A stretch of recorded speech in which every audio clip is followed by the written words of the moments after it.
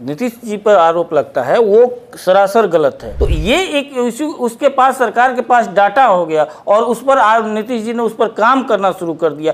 मैं दावे के साथ कहता हूं कि कोई भी जात या कोई भी वर्ग विशेष पर जदयू के कोई कार्यकर्ता या नेता या कोई भी जो है अधिकारी उस पर कोई टीका टिप्पणी नहीं किया होगा। पनोरमा ग्रुप, जो सोचता है वो करता है, आपके अपने सपनों का आशियाना। नमस्कार, आप देख रहे हैं भारत लाइव। इन दिनों देश में नई सरकार बननी है। बीजेपी, जेडीयू, टीडीपी तरह के सभी लोग इस लाइन में लगे हुए हैं कि किसकी सरकार बनेगी, कौन सा मंत्रालय मिलेगा। नीतीश कुमार भी कल से ही दिल्ली में डेरा जमाए हुए हैं, उनके साथ संजय झा, ललन सिंह भी हैं। हम बात करेंगे अभी जेडीयू के प्रदेश सचिव हैं राजेश तिवारी जी, जो आखिर जेडीयू इतने नीचे उसका ग्राफ कैसे चला गया। अगर हम बात करें तो 2019 में जेडीयू को 22% वोट आया था, इस बार 2024 में 18.52 मतलब 18.5%। तो ग्राफ कुछ कम हुआ है, ठीक है। वो उनके 12 सांसद जीत के चले गए, 16 पे जेडीयू ने अपने कैंडिडेट उतारे थे। बीजेपी का भी ग्राफ कम हुआ है, ये दोनों के लिए सोचने की बात है। हम राजेश जी से बात करेंगे। राजेश जी, कहाँ चूक हुई जेडीयू से? देखिए, जहाँ तक चूक की बात है चंदन जी, तो ये चूक वाली बात नहीं है। एक रणनीति का हिस्सा था, जिस रणनीति के तहत हम लोग चुनाव लड़े, जिस विकास के मुद्दे पर लड़े हम लोग, जो बिहार में माननीय मुख्यमंत्री नीतीश कुमार जी ने 2005 से जिस तरह से उन्होंने जंगल राज से मुक्ति दिलाई, जिस तरह से वो सड़क से लेकर के और बिजली तक जो में सुधार किया, आज जो है हमारा बिहार एक विकसित श्रेणी की ओर बढ़ा हुआ है। तो उस स्थिति में हम लोग विकास के मुद्दा पर लड़ रहे थे। लेकिन जिस तरह से विपक्ष ने एकदम खटाखट फटाफट और जो इस तरह से इशू उठा करके, जातीय इशू उठा करके पूरे चुनाव को एक अलग मोड़ देने की कोशिश किया, जिसमें उन लोगों को तो सफलता नहीं मिली। जाति की बात तो बिहार का नेता अगर करता है, जो अगले ने किया, उसने किया, हमने नहीं किया। बिहार में जाति के अलावा तो कोई चीज़ है ही नहीं। नीतीश कुमार जी ने विकास किया, नो डाउट, उनका यूएसपी था ही गुड गवर्नेंस, जो अपहरण उद्योग, हत्या, लूट, डकैती, इस चीज़ से बिहार को वापस लाया, फिर पटरी पर लाया, बिजली भी दिया। लेकिन जातीय गोलबंदी में नीतीश कुमार का भी नाम आता है। उन्होंने ईबीसी, पहले महादलित को कई भाग में बांटा, ईबीसी ओबीसी को भी बांटा, जाति जनगणना भी करवा दी। उसी के आधार पे आपको विपक्ष भी मैदान में उतरा। नहीं, देखिए, जो नीतीश जी पर आरोप लगता है वो सरासर गलत है। जैसे आप जातीय जनगणना के किए, जातीय जनगणना होने से लोग, विपक्ष इसको जिस इशू में भी दर्शाए, लेकिन अब देखिए उससे क्या हुआ कि जो भी है, चाहे वो बैकवर्ड हो, फॉरवर्ड हो, माने या कोई भी कास्ट हो, उसको अगर जो ये हुआ कि नहीं इसका इनकम इतना से कम है, तो देखिए उसके लिए आवास का व्यवस्था किया गया, सबका ये किया जा रहा है। इनकम जिसका है, इनकम के आधार पर किया गया, इसको जात को फोकस किया गया। लेकिन आप उसका एजुकेशन किस जात में, कि कौन कितना एजुकेटेड है, कितना बेरोजगार है, ये टोटल जो 16 कॉलम था, 16 पॉइंट पर उस पर टिक मारना था। 16 पॉइंट था और 16 पॉइंट में आपके पास कितने घर में जो है सरकारी नौकरी करते हैं, कितने में जो है प्राइवेट नौकरी करते हैं, ये टोटल इशू पर किया गया। तो ये एक इशू उसके पास, सरकार के पास डाटा हो गया और उस पर नीतीश जी ने उस पर काम करना शुरू कर दिया। ये एक प्लस पॉइंट रहा। और कभी भी आप जदयू के किसी भी पदाधिकारी या सरकार से कभी भी, मैं दावे के साथ कहता हूं कि कोई भी जात या कोई भी वर्ग विशेष पर जदयू के कोई कार्यकर्ता या नेता या कोई भी जो है अधिकारी उस पर कोई टीका टिप्पणी नहीं किया होगा। एक जदयू की पार्टी है। लेकिन देखिए राजेश जी, लोगों की नाराजगी भी बहुत थी, जो चाहे बीजेपी के कैंडिडेट से हो या जेडीयू कैंडिडेट से, रिपीट जो किया गया कैंडिडेट का, उस चेहरे से क्षेत्र के लोगों की नाराजगी थी। उसका नाराजगी अगर आप देखिए तो किसी अखबार में आज छपी है नोटा, 35 हज़ार एक लोकसभा क्षेत्र में नोटा लोगों ने दबाया। जितना विधानसभा में एक प्रत्याशी को वोट आता है, उतना नोटा दबा है। तो नोटा आखिर क्यों दबता है? मतलब प्रत्याशी के खिलाफ नाराजगी, क्षेत्र का विकास नहीं, प्रत्याशियों के द्वारा एक बार वोट लेने का दोबारा लौट कर ना आना, ये कहीं ना कहीं हमको लगता है जो दोनों दल को इसको झेलना पड़ा। देखिए, दिल का झोला। दूसरा जो आप इशू आप बताइए, अगर कहा जाता था कि आरके सिंह जो है आरा में बहुत विकास किए हैं, हर कोई मानता था कि आरके सिंह जो है बहुत विकास किए हैं, वो हार गए। हारे किससे? माले से, जो एकदम 6 इंच छोटा करने वाला पार्टी है। तो अब वहां पर का स्थिति देख लीजिए, उसको क्या कहिएगा? वो तो पूरा विकास किया वहां का। आरा का कोई भी बच्चे को, आरके सिंह को तो उनका घमंड ले डूबा, न वो कार्यकर्ता से सही से बात करते थे, अच्छा, न अधिकारी से, न जनता। वो कहते थे, अच्छा, जब आज पंकज जी अगर जो वैसा करते थे तो रामकृपाल जी तो पूरा जो है जियनी मरनी से लेकर के सबको में साथ रहते थे, तो वो क्यों हार गए? लेकिन पिछले 3 साल से रामकृपाल जी भी कहीं क्षेत्र नहीं जाते थे, सब कुछ ही करते। देखिए यही तो बात है कि आप विकास चाहते हैं कि आप कार्य करना चाहते हैं। अगर विकास के नाम पे लोग जीतता ना तो चंद्रबाबू नायडू कभी नहीं हारते।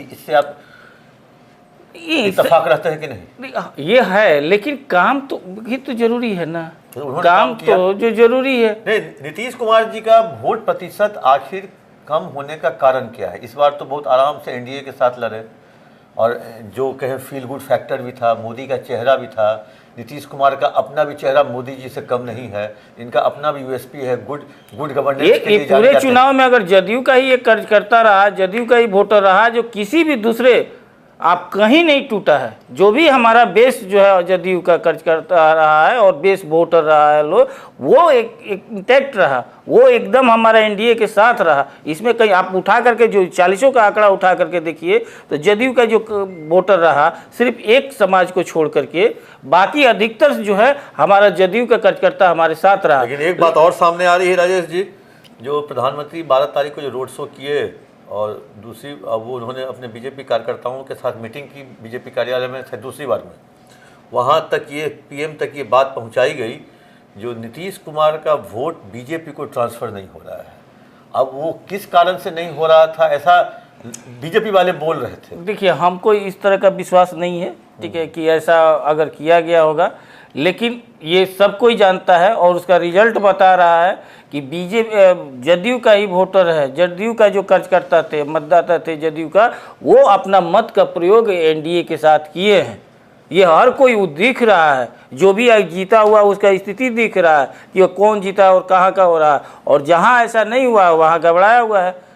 कुछ ऐसा डिसीजन हुआ जिस डिसीजन का ये लोग का प्रभाव जो है पूरा चाहता तो उसमें अगर रोका जा सकता था। काराकाट के बारे में आपकी क्या राय है? काराकाट में लोग कहता है जो बीजेपी ने जानबूझ के हरवा दिया उपेंद्र कुशवाहा। नहीं, ये देखिए, ये सब जो है आरजेडी और इंडिया गठबंधन का अफवाह है और वो प्रोपगंडा फैलाया जा रहा है। और इस बार जो इंडिया गठबंधन सिर्फ और सिर्फ प्रोपगंडा के सहारे जीता है। चाहे उत्तर प्रदेश में आते हैं अरविंद केजरीवाल, वो प्रोपगंडा फैला देते हैं कि बस चुनाव के बाद जो है योगी जी हट जाएंगे, एक वर्ग नाराज हो जाता है। बिहार में उसी तरह से जो है फैलाया जाता है। क्या क्या बोला जाता था कि अब कहीं कुछ नहीं होगा, पूरा जो है यहाँ ख़त्म होने वाले हैं, हम लोग का जो है 30 सीट जीत रहे हैं। स्थिति क्या हुआ? आज जो हकीकत है आरजेडी का आ गया ना। क्यों? आरजेडी के जो स्थिति आज सिंगापुर से बुला करके जो लॉन्च किया गया सारण की जनता ने तो दे दिया जवाब। आप एक बात बताइए, 543 में कोई एक कैंडिडेट बता दीजिए जो पहला बार हारा हो, उसको फिर दूसरा बार टिकट मिला हो, दूसरा बार हारा हो तो तीसरा बार टिकट मिला हो। वो सिर्फ निशा भारती थी, निशा भारती थी। तो आखिर जीती किस आधार पर जीती है वो देख रहे हैं। यादव भी वही है, ठीक है, तो वो तो अपना मंत्री रूप में थे और लगे हुए थे। इनको तो राज्यसभा भी 1.5 साल बचा हुआ था, 1.5 साल बचा हुआ था। ये क्योंकि ये लालू यादव का बेटी हैं, 4 साल बचा हुआ, परिवारवादी हैं और उसके लिए करके ये लोग कर रहे हैं। लेकिन जो जनता का रिजल्ट है, ये रिजल्ट दिखा दिया इन लोगों को कि किस तरह से है। देखिए वही मुकेश सहनी को हेलीकॉप्टर पर मछली मुकेश सहनी के खाते रहे, और जो कांटा कहते थे कि मिर्ची लगी गया एनडीए वाले को, तो लग गया ना मिर्ची, कांटा तो गड़ गया मुकेश सहनी को, मुकेश सहनी के। उनका तो कहीं के नहीं रहा बेचारा, कहीं का नहीं रहा। मुजफ्फरपुर में उनका अपना बेस था, मुजफ्फरपुर में सबसे ज्यादा एनडीए मार्जिन से जीता है ना, 2 लाख से ऊपर से ज्यादा मार्जिन से जीता है। ये सहनी, उजियारपुर, समस्तीपुर, दरभंगा, ये सब मल्लाह का क्षेत्र है, सब है। हमारा देखिए उनका कोर वोट उनका साथ नहीं दिया है। हमारा देखिए मधेपुरा में कैंडिडेट जीता ना, तो कुशवाहा ले लिया। किसका? तेजस्वी यादव ने कुशवाहा वोट बैंक में से अनवारी कर दी। वो तेजस्वी के चलते नहीं गया है, कुछ कारण रहा है। उसके चलते गया है। किसी भी लेकिन कारण से- हमारा जो उनका वोट बैंक हुआ है वो हमारा vote bank original vote bank है। आप मधेपुरा देखिए, बांका देखिए, ये सब जो स्थिति वो हमारा ओरिजिनल आया हुआ है। लेकिन उनका वो नहीं ऐसा हुआ, कुछ आवेश बस, कुछ कारण बस, और कुछ लोग ऐसा भटकाव कर दिया कि जिसके चलते हुआ है। लेकिन सब कोई एक साथ है, सब कोई अच्छा तरह से है। हम सबके सम्मान्य नेता हैं उपेंद्र कुशवाहा जी, और निश्चित रूप से एनडीए के शीर्षस्थ नेता उपेंद्र कुशवाहा जी के साथ जरूर कुछ करेंगे। अगली बार 2025 के विधानसभा में ये कॉम्बिनेशन रहेगा, एकदम रहेगा, नीतीश कुमार, चिराग एकदम। पासवान, आप कल का भाषण आप मोदी जी का देखिए कि नीतीश जी के नेतृत्व में बिहार में एनडीए अच्छा काम किया है। नीतीश जी की ये भी एक डिमांड थी, जो 3-4 डिमांड नीतीश कुमार जी का था, कुछ मंत्रालय को लेकर के विशेष राज्य का दर्जा, और 2025 में नीतीश जी के ही नेतृत्व में, मतलब नीतीश जी जेडीयू के नेतृत्व में बिहार विधानसभा चुनाव लड़ा जाए। इस तरह से भी जो भी चुनाव हुए हैं नीतीश जी के नेतृत्व में ही हुए हैं, और आगे भी चुनाव उन्हीं के नेतृत्व में होंगे। नीतीश जी का जो भी डिसीजन, जो भी मांग रहेगा वो बिहार के हित में रहेगा, जनता के हित में रहेगा। बीजेपी ने तो 2020 में बहुत उदारता दिखाई।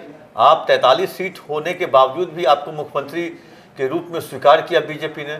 शायद इसी का जो आज है प्रतिफल, नीतीश जी नरेंद्र मोदी जी के साथ एनडीए में है क्या? नहीं, उदारता की बात क्या है? किसके नाम पर चुनाव लड़ा गया था? नाम किसके चुनाव पर चुनाव दोनों लड़ा का गया? नाम था। नहीं, नीतीश जी के मुख्यमंत्री किसको प्रोजेक्ट किया गया था?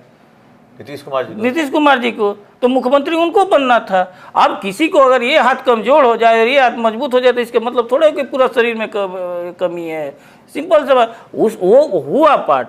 लेकिन हकीकत ये, और किस कारण, अरे हमें तो गर्व होना चाहिए कि उस तरह का जो जिस तरह से चक्रव्यूह रचा गया था, चक्रव्यूह में तो ऐसा होता है कि जो भगवान का भांजा भी नहीं बच पाए, और मन्नू भी चक्रव्यूह के चलते वो भी अपना भांजा को भगवान भी नहीं बचा पाए। तो जो चक्रव्यूह रचा गया था वो 43 आया नीतीश जी के, जो बिहार के विकास किए कार्यकर्ता किए, तो उसके लेकर हम बात समाप्त करेंगे। लेकिन एक चीज तो है, राजनीति जो है बहुत अजीब सा चीज है। जिसने चक्रव्यूह रचा उसी के साथ आप डाइनिंग टेबल पर बैठे हुए हैं आज। डाइनिंग नहीं, आप डाइनिंग टेबल की बात नहीं है, चक्रव्यूह की है। देखिए जो भी हुआ, जिस तरह से हुआ, राजनीति में पिछले बात लेकर के नहीं है, गड़े मुर्दा को समय पर उखाड़ा जाता है, जो भी हो। लेकिन ये हकीकत है कि हम लोग बिहार के विकास के लिए संकल्पित हैं, और बिहार का विकास के लिए माननीय मुख्यमंत्री जी हमेशा से प्रयासरत रहे, और भी ज़्यादा है। जहाँ तक जो भी कमियां रह गई हैं उसके लिए अब आगे है कि हम लोग ये डबल इंजन की सरकार बनते ही फिर से जो है हमारा बिहार का विकास शुरू हो जाएगा। हम बात कर रहे थे जेडीयू के प्रदेश सचिव राजेश तिवारी से। इनका एक तरह से मानना है जो हमारा कोई वोट प्रतिशत कम नहीं हुआ है, नीतीश जी सम्मान नेता हैं। और जो एक कहावत है, एक कहें जो एक फिल्म का डायलॉग भी था, एक फिल्म का टाइटल भी था, जो जीता वही सिकंदर। अभी तो वर्तमान में एनडीए की जीत हुई है, बिहार में एनडीए की जीत हुई है, देश में एनडीए की जीत हुई है। प्रधानमंत्री नरेंद्र मोदी के नेतृत्व में नई सरकार का गठन होने जा रहा है, जिसमें जेडीयू की भी भूमिका रहेगी और टीडीपी की रहेगी, और भी बहुत सारे दल, छोटे मोटे दल के साथ। और ये राजेश जी कहीं से भी इत्तेफाक नहीं रखते। जो जेडीयू का कुछ न कुछ कुनवा घटा है, वो कर रहे हैं। जो जेडीयू नीतीश कुमार के नेतृत्व में लगातार आगे बढ़ी है और बढ़ती रहेगी। आप देखते रहिए भारत लाइव। कैसा लगा ये कार्यक्रम, आप अपना कमेंट हमारे कमेंट बॉक्स में जरूर दें। पनोरमा ग्रुप, जो सोचता है वो करता है। अगर ये वीडियो पसंद आई और वह बिहार के राजनीति और बिहारियत से सरोकार रखेनी तो सब्सक्राइब बटन दबा के चैनल के सब्सक्राइब कर ली। ओजे एगो घंटी बा, ओकरा बटन दबा देला से कुल सटीक और मारक खबर रुआ मुफ्त में मिल जाई। अगर रुआ पत्रकारिता के हमनी के नया प्रयोग में सहयोग कर चाहतानी तो ज्वाइन बटन दबा दी। पेटीएम नंबर नोट कर ली 9386816700। धन्यवाद।